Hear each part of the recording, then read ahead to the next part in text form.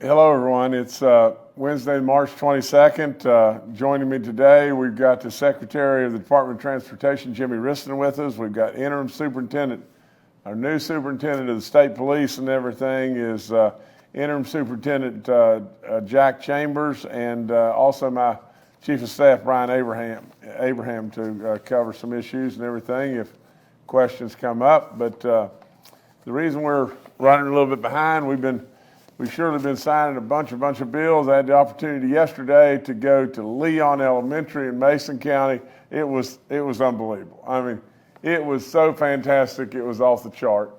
You know, Leon is not a great big elementary school by any stretch of the imagination. It was amazing. I was there with Senator Amy Grady, and I have to say this: the thing that was absolutely the most amazing to me was Senator Grady knew all the kids' names. I mean, it was unbelievable. That's just all there is to it. And so we signed a bunch of education bills and everything, and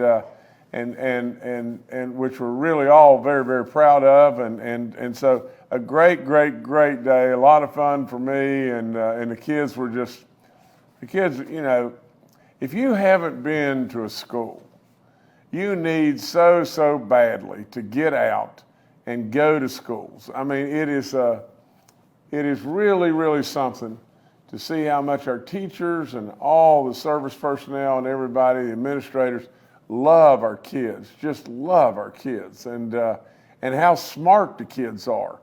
And I mean, these kids all had a whole basket or bucket full of questions.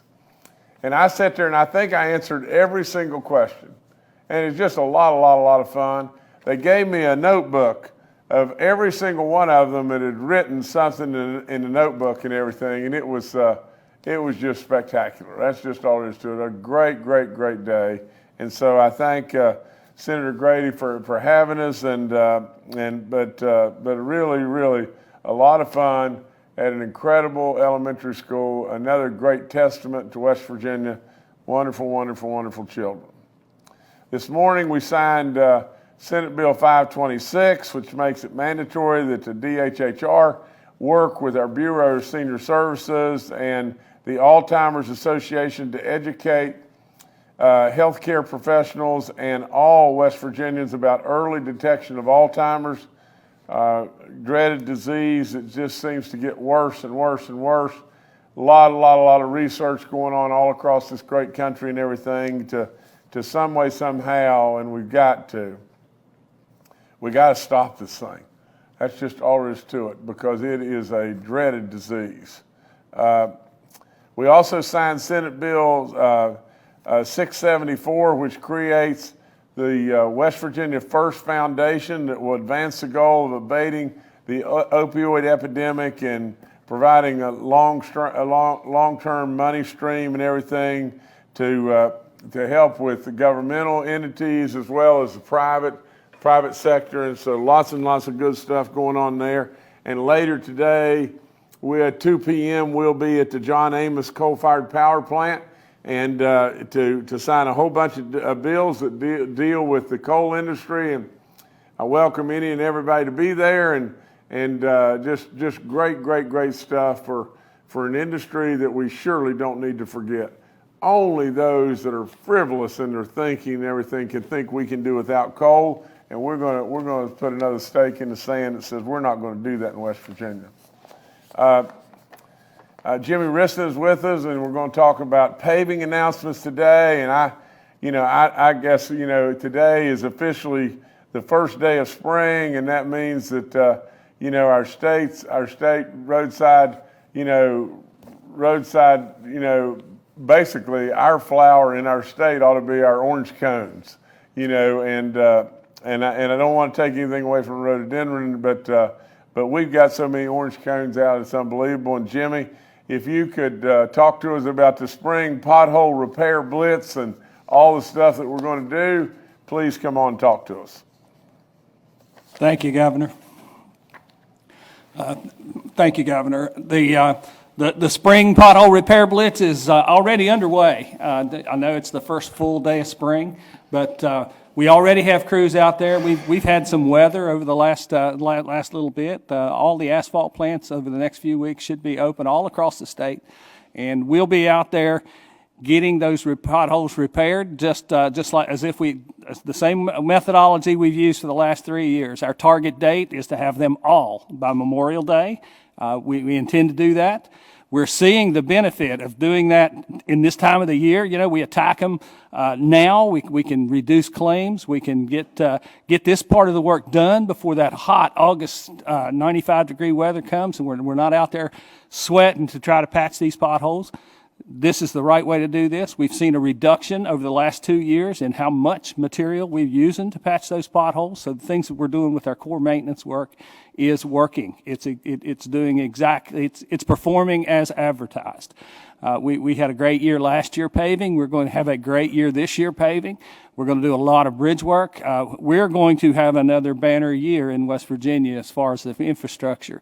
That is absolutely going to happen, and we'll be bringing out some material about that and kind of give everybody an idea of exactly how big this year's program is going to be once over the next few weeks. So. Also, I mean, with all that work out there, I have to remind everybody, because this is something that we have to be very serious about, and that's work zone safety and paying attention. Stop speeding in the work zones. Lay those phones down. All of these accidents out there, I mean, almost all of them is distracted driving and speeding, and we have got to work together. We've put a little team together with law enforcement. We've seen a blitz out there, wrote 120 tickets out in one work zone in Barbersville, and that was kind of in the off season here. So we're going to be moving over to the Dunbar Nitro Bridge very shortly. We're going to do the same thing. We're going to use everything at our disposal. The team that I've put together with law enforcement, supported by our FHWA partners, our own traffic division, every stakeholder that has any interest in our transportation infrastructure, we're going to compile a statewide work zone safety action plan. Not a study that we're going to put on the shelf, but we're going to actually document things we've tried, things that we're going to try, what the results was, and we are going to commit to 0 fatalities on West Virginia highways. For years, you know, the work zones and the safety out there on these things has been an afterthought. It's kind of put on the end of a construction plan. It's the last step you do. We're going to focus on this. We're going to commit to it. No more. We're not just going to comply with the minimum standards. We're going to commit to the result, and that result has got to be 0 fatalities on the highways. We're going to need everybody's help. We're going to use technology. We're going to use traffic devices. We're going to use anything new out there. We're going to use our PR people. We're going to get help from our media partners. We're going to use our law enforcement partners.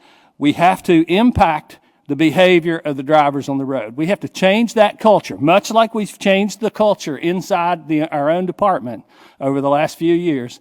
We need to have an impact on how people operate on these roads. The highway department is doing their part. We're getting the roads in the condition that you want. We're getting them in the roads in the condition you deserve. Now everybody that operates a motor vehicle has got to do their part. We have got to slow down. We have got to follow signs, and we're going to need your help, but we're going to do whatever is necessary. If someone has an idea, we'll try it. If that doesn't work, we'll scrap it and try something else. But we're going to move forward, and we're going to work. We're committed to 0 fatalities on West Virginia highways. Thank you so much, Secretary Riston, and please, everybody, take heed and listen to what he's saying and everything. It's really, really, really important. And I mean, these people, you know, they get their dinner bucket and they go to work, don't they? And they deserve to be able to go home to their families. So take heed. Please take heed. Now I've got an announcement, you know, from the standpoint of the DNR. You know, this is our Gold Rush announcement today. I'm happy to announce that the West Virginia Gold Rush will return for the 6th year on March 28th, and It'll run from March 28th to April the 8th, and it'll give anglers and their families 12 days to catch a beautiful golden trout in West Virginia. It's West Virginia's pride and joy from the standpoint of our trout stockings. 50,000 golden trout will be stocked at 48 lakes and different streams all across the state, including waters in or near 15 of our state parks and forests. It is a great, great, great time. I'm sure we'll be out. There'll be some pictures, with us being out. It's a great day for me to have an opportunity to get out and everything. And all I can say to you is just this: for crying out loud, get out and see what's happened with our state parks. See all the renovations; they're unbelievable. See what is going on with all of our waters across this great state. See what's going on with this incredible trout stocking and the big smiles, especially on kids' faces and everything. Bring a kid, introduce a kid back into fishing in West Virginia, and let it touch his or her soul, and absolutely yours as well. This is a great time of year and everything. We celebrate spring coming and a lot of warm days ahead and everything. Get out, and just see what it'll do. It absolutely, you'll remember it forever, and it touches your soul every time you go. Okay, we still got a couple of teams in that are playing NCAA basketball, and that's in Glenville State. My gracious sakes, 11 is unbelievable what they've done with their women's team, and they've been there last year. The Lady Pioneers won it all last year and everything. They play tonight. They play Ashland University, and Baby Dog will give her predictions in just 1 second. But David, you've got to come in here. David, come here in just a second. And West Liberty men's team is playing, and they've advanced to the Final Four, as well as the Glenville State team that is in the Final Four. So we wish the Hilltoppers the very best as they play Black Hills State University tomorrow. So we got a game tonight and a game tomorrow, and if you can help me, Baby Dog's going to give you a prediction right now, but you got to come over here on this side. Now, she's a little bit of a bear where she's at. Okay. Okay, here she is. Here's the deal. Here's how Baby Dog sees it. She sees the Glenville State women's team 61, Ashland, this is Ashland University 43. 61 Glenville State, 43 Ashland University. As far as West Liberty men's team, she sees West Liberty men's team advancing on to the finals and taking care of Black Hills State University tomorrow. She sees that game as 73-68, West Liberty. That's what she sees. And so make her proud, everybody, at Glenville State and West Liberty. Thank y'all so very much. All right, we got to put you down, baby. You're a load, aren't you? Okay. Now, let's get back dialed in here. West Virginia's seasonally adjusted unemployment rate dropped another 0.2% and everything to 3.7% in February. The total number of unemployed in the state fell by 2,100 more people. That's all really great stuff. So we celebrate that. We want every single person in this state working, and we encourage you, for crying out loud, it is so important. It is so important. You will absolutely feel so much better. If you're not working right now and you're able to work and everything, there's so many jobs out there that are available. Just try. Just work at it just a little bit to try to find something that fits you. And when you find that something that fits you, you will absolutely be so proud and move forward in every way. And we need you. We really, really need you badly. I mean, we got too many jobs and everything that we can't fill in this state and everything. We need you. And if your sons or daughters have moved away and everything, tell them to look at moving back. I mean, moving back and enjoying this incredible state and this incredible success story and putting our families back together. So just take heed again. Okay, this is about severe weather. I have signed a proclamation designated this week as Severe Weather Awareness Week in West Virginia. Severe weather impacts West Virginians in every region of our state, and knowing what to do in advance of severe weather will save lives. And so, there'll be all kinds of drills going on and everything else, but with all that being said, again, take heed. It will save your life if you know what to do. Don't have to be afraid. Just have more knowledge, and more knowledge we have, the better we'll be. In regard to state police issues, we've got Colonel Chambers and my chief of staff, Brian Abraham, with us today and everything, and they'll be with us, for your questions, and I'll help as well. We have a COVID update, and from General Hoyer, if we could, I promised you that we would have an update on that. And so General Hoyer, please come on.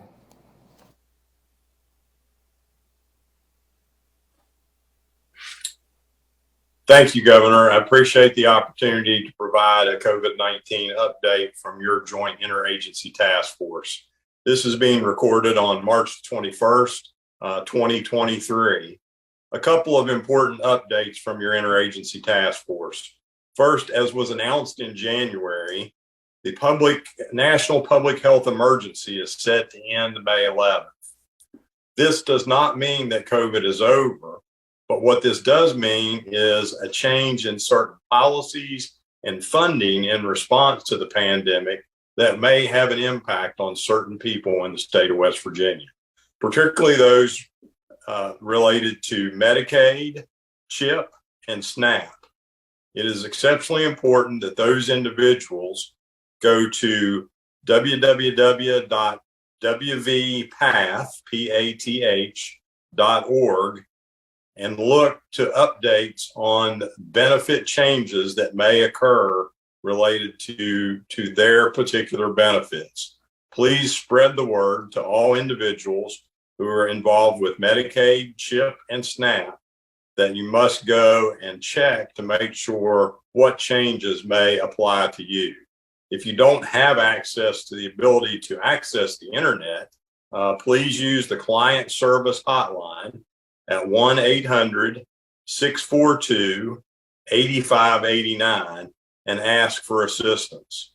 Again, there will be changes related to Medicaid, CHIP, and SNAP that you must be aware of. Next is in the recovery efforts, just like in the recovery from another type of natural disaster, we're going to have FEMA audits and closeouts that will need to be done as a state. The Joint Interagency Task Force has been assigned to work with the Governor's Deputy Chief of Staff, to work with Department of Homeland Security and Emergency Management, FEMA, and the threat preparedness folks within the Department of Health and Human Resources and other agencies to make sure that closeout is done correctly and in an expeditious manner. Things such as PPE, documentation, assisting in audits that are currently being engaged on behalf of FEMA. One of those is done by the RAND Group, a national organization. So far, facilities that have participated in these audits have received strong applause for their excellent record keeping and effective distribution of benefits. So far, West Virginia is moving along just fine in those initial audits. Another important area that I want to point out is this marks the 1 year anniversary. March the 18th actually was the date that marked the 1 year anniversary of the development of our COVID-19 vaccination due date calculator. I greatly appreciate the work of Dr. Julia Frostino, Dr. Lisa Costello, and graduate student Steve Lowe from West Virginia University for the work they did in putting this together. We have had nearly 1 million calculations done on our calculator. It was the first of its kind in the nation, and ours has become the national template. It is truly an effort that the governor had pressed us on to create innovation in taking care of West Virginians, and I believe we demonstrated that with this calculator. It is important that folks continue to pay attention and check the calculator, because we know that staying up to date on COVID-19 shots is the best protection that we have against severe COVID-19 reactions. For everyone 6 months and older, we need to be making sure that we continue to be up to date on vaccines. So as additional vaccine information comes available at the national level, we need to make sure, just like with the flu shot, just like with other vaccines, we continue to stay up to date. And we will continue to make that COVID-19 calculator available. You can also access it through the vaccinate.wv.gov site. Will allow you to get access there. If you have additional questions or issues, the vaccine info line at 1-833-734-0965 is also still available. We will also begin to work on how we can use this unique asset that was developed by West Virginia, the first of its kind in the country, to help with other vaccine related information as well as other health related information going forward. Again, changes are coming, particularly on May 11th. That does not mean that COVID is over. We still have in this country today 400 Americans a day dying from COVID. Those tend to be, and statistics show, are people over the age of 65. They make up 90% of the fatalities. People over the age of 75 make up 70% of those fatalities. So we need to continue to focus on taking care of our older and most vulnerable populations. You put that in perspective, as much as we talk about gun violence today in this nation, 53 people a day die of gun violence in this nation.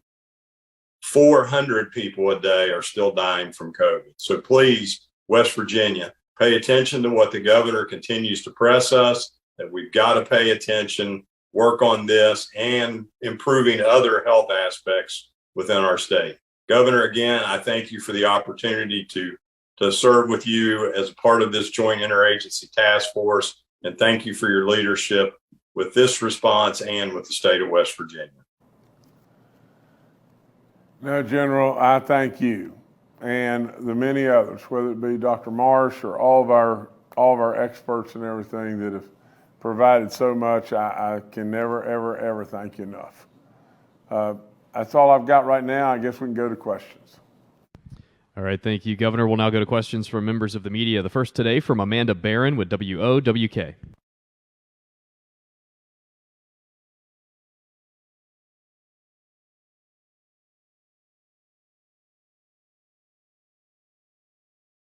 All right, we'll try her again. How about Kenny Bass with WCHS and Fox 11? Hi, thanks for taking the question. I have two questions, if I could direct them to the interim superintendent or to the chief of staff. One is with the departure of Jan Cahill, there was a lot of information about other members of the top brass of state police that's been disseminated. I'm sure that's been looked at. When should we expect to hear the movement, if there's going to be any, of other names of people who might be reassigned or moved out of those positions because of the investigation, or merely because that the interim superintendent might make some changes and appoint some of the people that he wants in those positions? So if you could give a timetable on that, when that will happen, or when it's not going to happen, and you're just going to continue on with the way things are. And secondly, there has been talk that an alleged whistleblower, at least alleged by some people who wrote the anonymous letter, a Corporal Joe Comer, who has been targeted by the state police through some legal actions just on the eve of him testifying at a grievance hearing. We've heard about the casino. We've heard about the other incidents which were troubling, of course, the camera at the academy and so on. But is the Comer situation being looked at? If it is, what have you determined, if anything? And secondly, if it's not, do you plan on looking at it because of the seriousness of the allegations and the timing of the incident? Thank you very much. Okay, Kenny, I appreciate, always your questions and everything, but this one's got to go to Brian and to Colonel Chambers, and they're with us, and so y'all take the whole gambit. Go ahead. My name's Jack Chambers. First off, I want to thank the governor for having faith in me and appointing me to this interim position, as well as the chief of staff for him. Kenny, how you doing? Haven't seen you for a while, but good to see you. And with your question, I'm going to look at every position that's appointed in the state police, evaluate those. I have to get some information from everybody first, but I can't give you a timetable, to be honest with you. This is going to take me some time. I've been down there one day, and I was covered up at that day yesterday all day. So I will be looking at stuff, evaluating stuff, revisiting investigations and issues that we have. One thing I do want to say, and I want to say it early, we have a great bunch of people at the West Virginia State Police. Right now, I was down there yesterday and at different places yesterday that I could get to, and there's a lot of wondering on their face, a lot of looks, and I am going to do my best to help change that. We do a lot of good things, a whole lot of good things. The governor says it every day about the West Virginia State Police.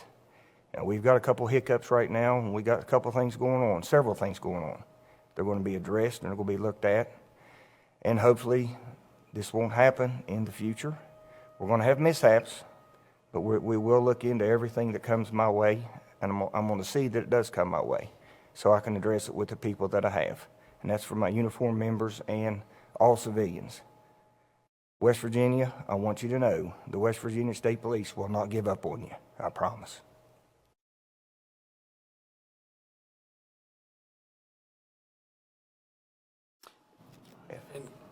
Kenny, to answer your question regarding Trooper Comer, we're of course monitoring that situation. That has become part of the investigation, but let me be very clear, whether or not those acts that were alleged have occurred, those will be dealt with on their own merit. If those allegations turn out to be proven in court or be proven true, then that trooper would be subject to discipline.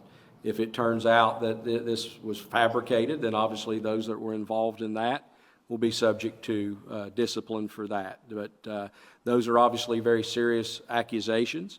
We have to allow those to run their course in our criminal court system, but that is something that Homeland Security is monitoring, and then we'll be working with Colonel Chambers to make sure that everything is handled properly henceforth. All right, thank you, Kenny. Next, we'll go to Curtis Johnson with WSAZ. Hey, thank you so much for the time. Good day to you, Governor.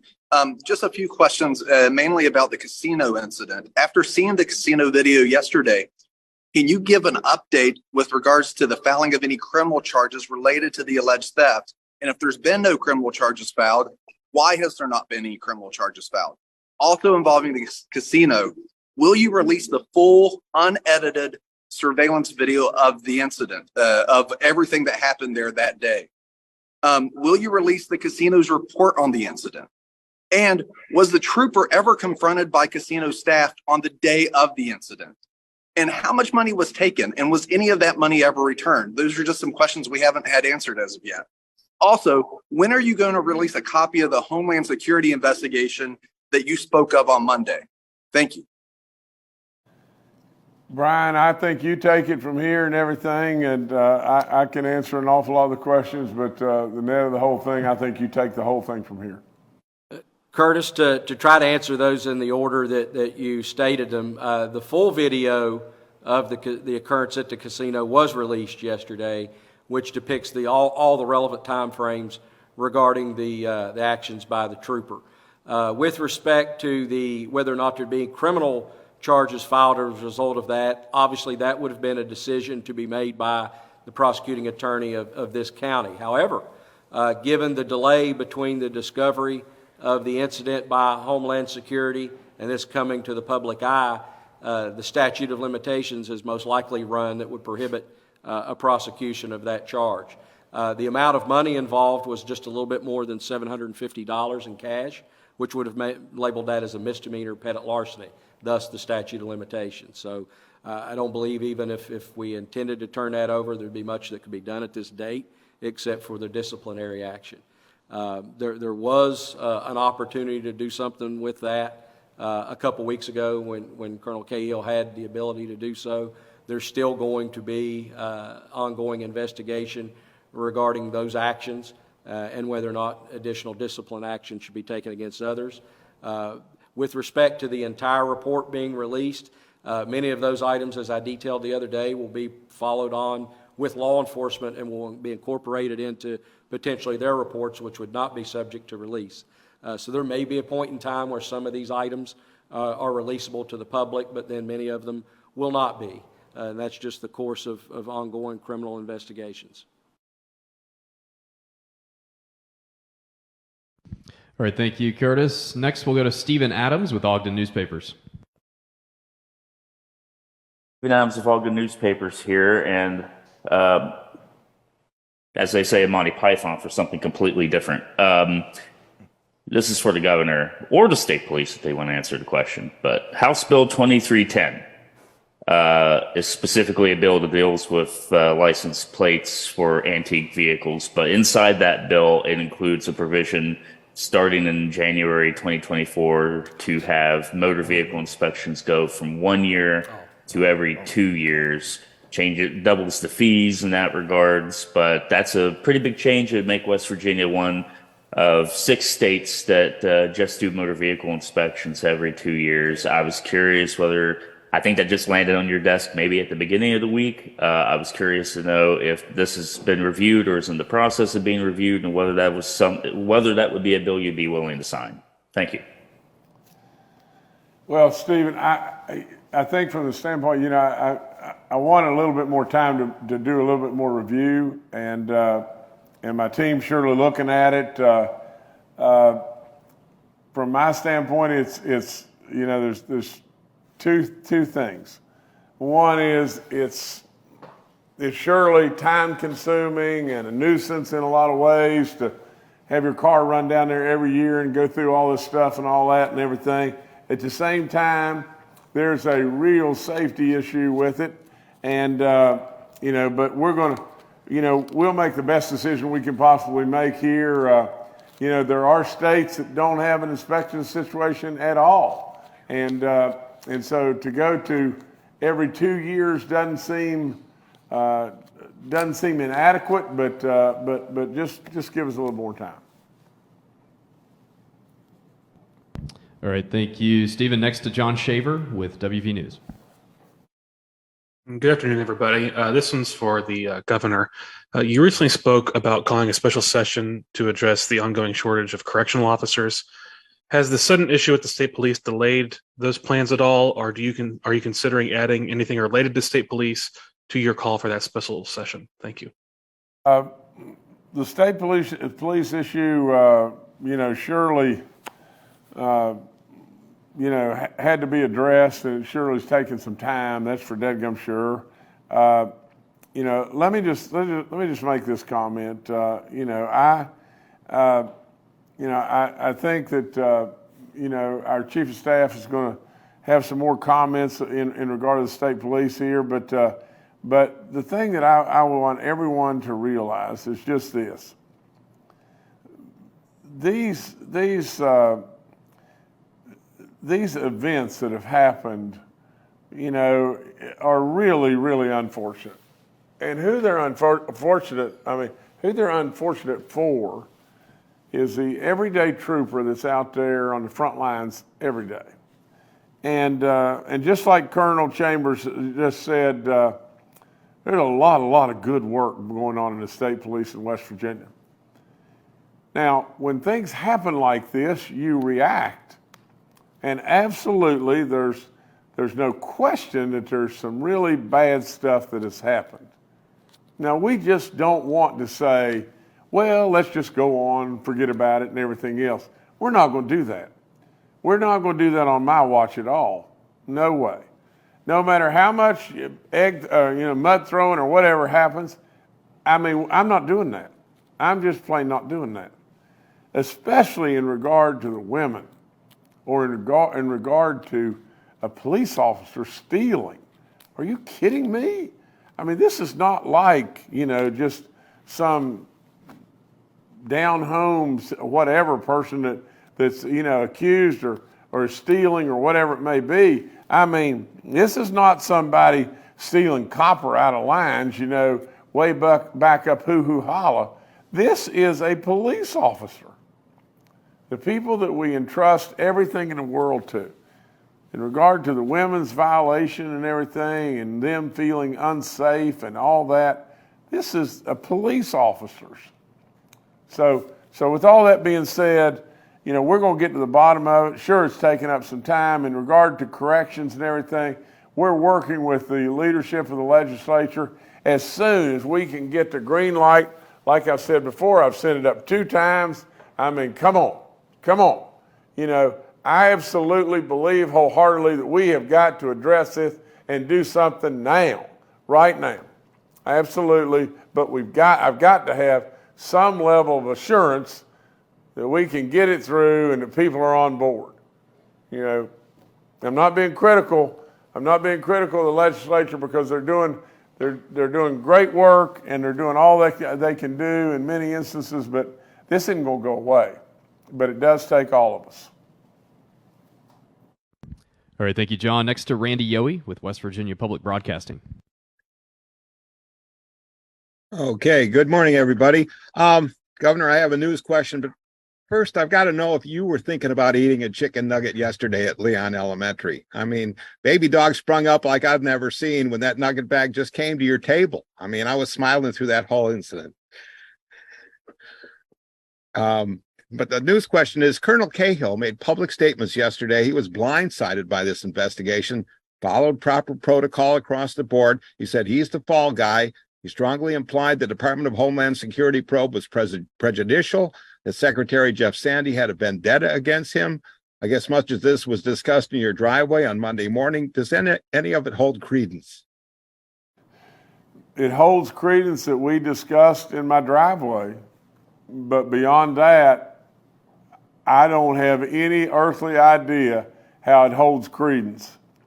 I think my Chief of Staff, Brian Abraham, is who we really should defer to now because he's investigated and dug down into all the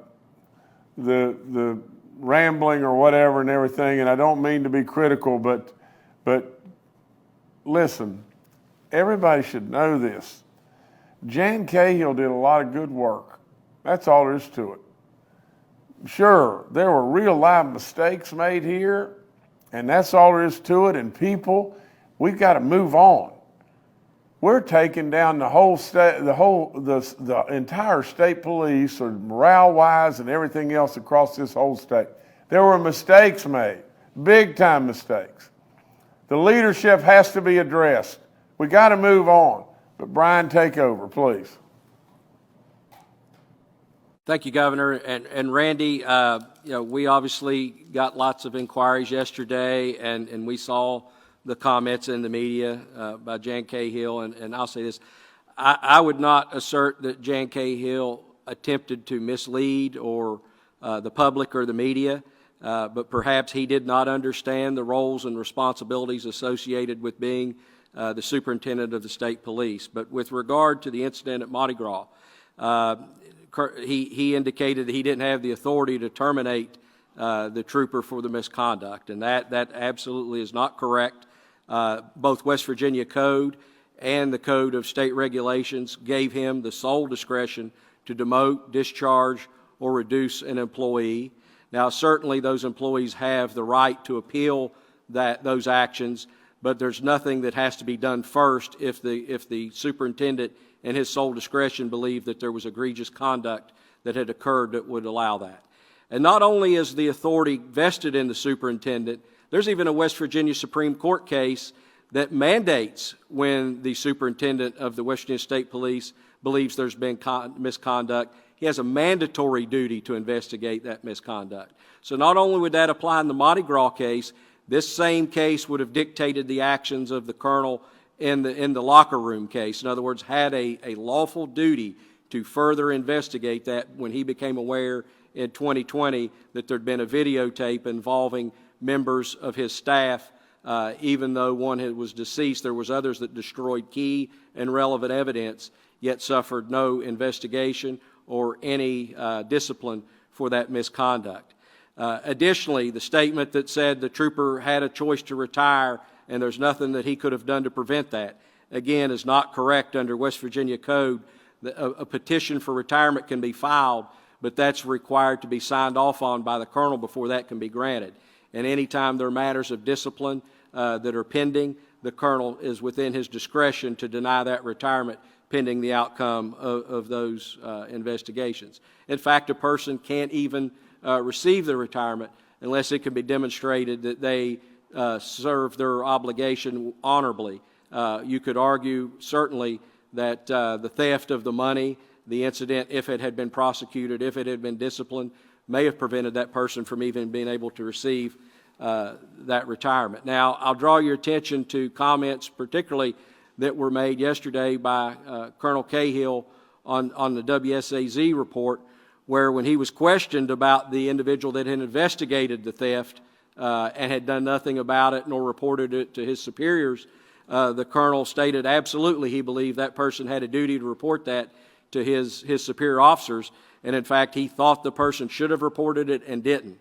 But what we discovered yesterday in listening to Jan Cahill's statements on the Hoppy Kercheval show is that he had just become aware yesterday that the trooper who failed to act in reporting had been exonerated by a report of the state police.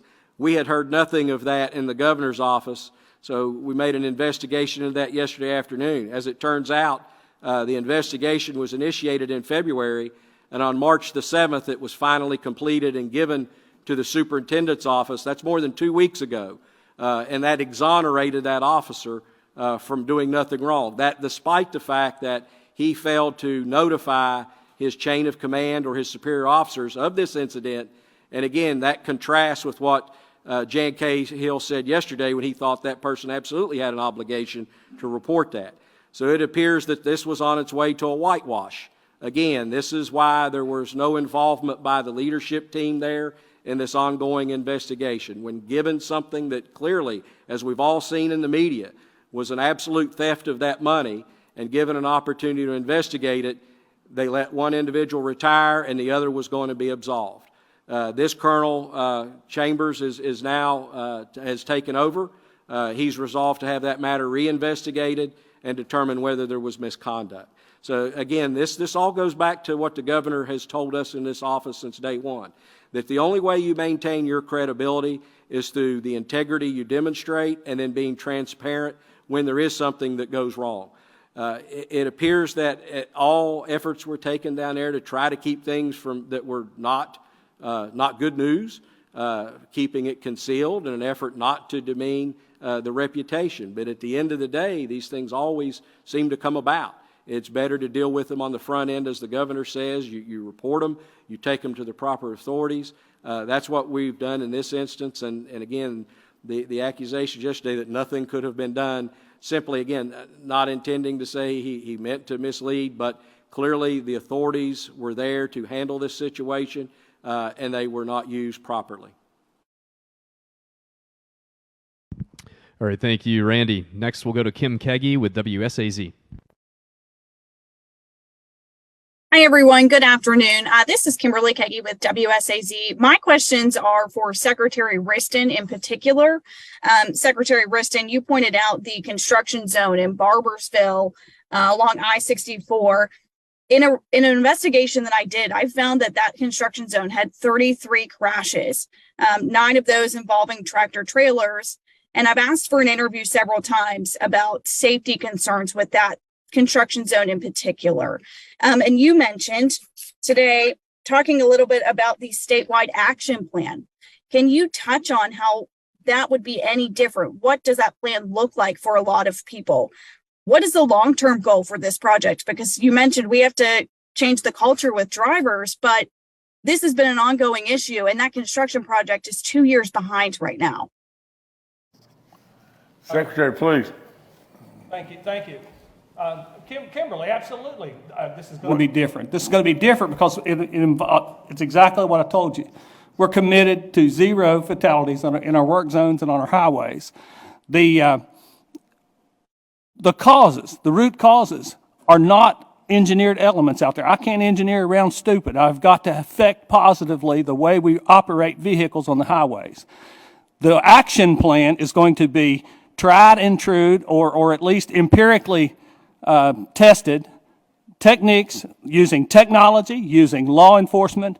I can guarantee you, if you get a ticket in that work zone this evening, tomorrow you'll think twice before you speed through that. Or if you don't think twice and you get that second ticket, those fines are doubled in that work zone. They should be.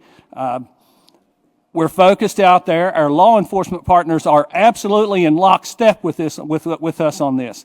We are using our own data collections now to target areas that we know. If I could tell you today that on a particular day in that particular work zone at between 2 and 3 in the morning that there'll be somebody go through that work zone at 78 miles an hour, and I can feed that to our law enforcement officers and they have somebody there, that's going to make a difference, because 82% of these incidents are happening when there is no law enforcement there. The speeding is occurring. The speeding's not occurring if the trooper's there or if the sheriff is there.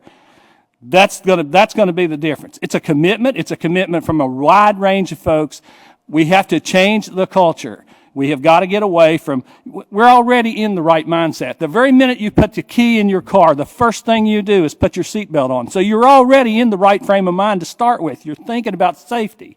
You're thinking about your safety. Now we have to broaden the way you look at that.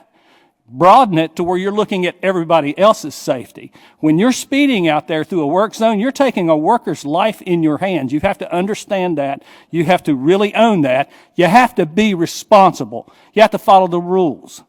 That's the message. And it's not just a message. You know, we can do a lot of PR campaigns, but we're gonna attack this with every tool we have, with technology, with safety devices, with new devices that we can purchase or rent, things that we can add into the contractors contracts that they can do this. Maybe we change the colors of the temporary striping we put on the road. There's a plethora of things. Well, we're going to uncover each and every one of those things, and we're going to try them, evaluate them. And then if they move us toward the goal, we'll use them again. If they don't, then we'll bypass them and we'll keep going. All right, thank you, Kimberly. Next to Amanda Barron with WOWK. Hi, everybody. Amanda Barron with 13 News. Question for you, Chief of Staff Abraham. What happens now with the information that you've just released regarding that report about the officer who did not report the money being taken? What are the next steps in that? And also, can you please clarify your conversation with Colonel Cahill as far as whether or not you specifically told him to fire those employees? Thank you. Okay, Brian. Amanda, answer those in the order that you just asked. With respect to the investigation, as I've said, some of those matters have already been turned over to federal law enforcement authorities. If there are others that are violations of state law and are still within the relevant timeframes for prosecution, those may be turned over to those authorities. Notwithstanding those timelines, any matter that the governor's directed to be reopened for investigation, if misconduct is determined, then we will be asking this colonel to take the appropriate actions. With respect to the report that I detailed earlier that was on its way for a non-finding, it's my understanding Colonel Chambers is rejecting that and going to have that matter looked into further. His review was there were significant shortcomings in the investigation, and his expectation is that it be dealt with properly. With respect to the second part of your question regarding my conversations with Colonel Cahill, as I've stated earlier, during my providing him the information regarding the incident of the theft at the casino, he asked my opinion as to what I would do if it were my decision. And I indicated to him that my opinion would be those two state troopers would not be state troopers by the time the sun went down that day. But I allowed him the opportunity to make that decision as he left my office that day, as I do our cabinet secretaries and other governor's appointees. It's my belief that it's my job to assist them in their roles that they've been appointed to by the governor and allow them the leeway to make their own decisions. So I did not direct them to be fired. It was my recommendation. But ultimately, the decision was left to the colonel. All right, thank you, Amanda. Governor, we'll turn it back to you. Okay, you know, they just handed me this, and evidently today at 8:45 this morning we had a mine fatality at the Century Mining Longview Mine. It's in Volga, West Virginia, in Barber County. Evidently, there were 3 surveyors that were traveling underground to the mining section on a Striker 2 Cedar rubber-tired man trip when a wreck occurred. You know, I don't see any reason to just go through this whole thing, but it's terrible. We should understand wholeheartedly that we've lost Cecil Barker. He's age 62. He's from Philippi. And Mr. Barker had 18 years of mining experience. And, you know, I'm sure, you know, he's got a family. And, you know, I just tell people this all the time. And I want you to pay real close attention. These people get their dinner buckets. They absolutely go thousands of feet underground. In many situations, the height of the coal is not as high as this desk that I'm sitting at. People not only can they not stand up, they can't hardly even sit up all day, thousands of feet underground, for all of us. For all this nation, for all that has happened through all the wars, for all of us. And absolutely without any question whatsoever, whether it be for coal for making electricity or coal for making steel.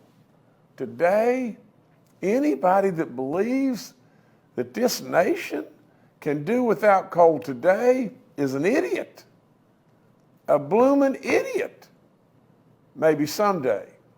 We want to embrace all the alternatives. We want to look to the future. We want to, what I would hope for is we'd find the key to Emerald City to where coal could be made the cleanest of the cleanest. And it could be our resource. But if we can't do that, we embrace the alternatives and we move forward. But not today. Not today. And today, we've lost another great, great man, another, in my eyes, heroes. These people work so, so hard. Please, please, please keep Cecil Barker and his great family, absolutely his wife, Mary. I don't know about their children, but absolutely, please keep them in your prayers. Like I said, the last thing, they just gave it to me 5 seconds before I started talking to you. My last today is just this. Remember the organization that that really and truly, if their morale drops, you need them tonight. You need our state police tonight. And they do great, great, great work in so many different areas. Sure, we got some problems here that we need to address, and we're doing that. We're doing exactly that. And we've even got some situations where we got some bad eggs, and we really need to address that. Absolutely, we need to make things better. But don't forget what these great men and women, heroes, do for all of us every day. They need your support. They need your confidence. Absolutely, we don't need to be looking at our state police with a slanted eye. We'll address the problems. That's my job. And we'll address the problems. But look at the state police with honor, because there's good, good, good folks. Nevertheless, that's all I've got. Thank y'all so much.